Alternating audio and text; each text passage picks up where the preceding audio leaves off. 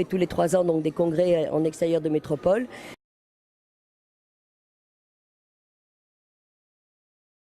Parce qu'il favorise la rencontre de façon plus intéressante que sur un congrès traditionnel.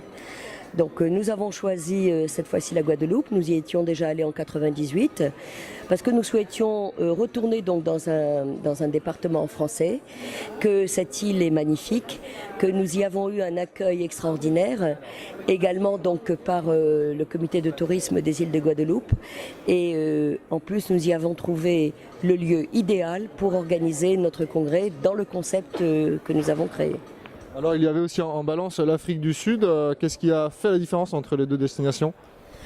Alors d'une part bien entendu le prix, puisque l'Afrique du Sud pour un tarif plus élevé et moins de jours n'a pas pu résister au poids lourd de la Guadeloupe et avec toute la fougue que notre agence Caraïbes Congrès avait mis ainsi que le comité de tourisme qui a été très performant.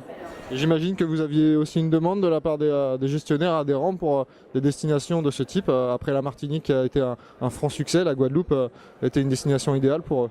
Alors la Guadeloupe est effectivement une bonne destination, surtout qu'il se trouve qu'ils ont quand même bien envie d'aller dans un département des Antilles qui soit un département français. Le contenu de ce 39e congrès, quel sera-t-il ? Alors comme d'habitude, bien entendu, les assemblées générales ordinaires et extraordinaires, mais également nous avons prévu d'avoir des petits ateliers, des petites tables rondes avec une réflexion sur les perspectives de notre profession, ce que nous n'avons pas le temps de faire dans un congrès comme celui-ci à La Rochelle, où les gens vont beaucoup plus sur le salon et parce qu'il y a un beau salon. Dans ces congrès-là, on est tous ensemble, il y a vraiment une osmose de la fédération et donc il y a beaucoup plus d'échanges qui ont lieu toute la journée et ensuite on les concentre pendant des petits ateliers qui auront lieu 3/4 d'heure le matin relativement tôt puisqu'on se réveillera tôt avec le décalage horaire, qui ne seront pas bien sûr obligatoires, mais où on réfléchira sur les nouvelles tendances de notre activité et ce qu'on peut faire pour éventuellement également inverser les modes de consommation de nos clients. Ce genre de congrès délocalisé en Guadeloupe, c'est vraiment pour fédérer la grande famille de l'HPA. Tout à fait, vous avez utilisé le mot juste.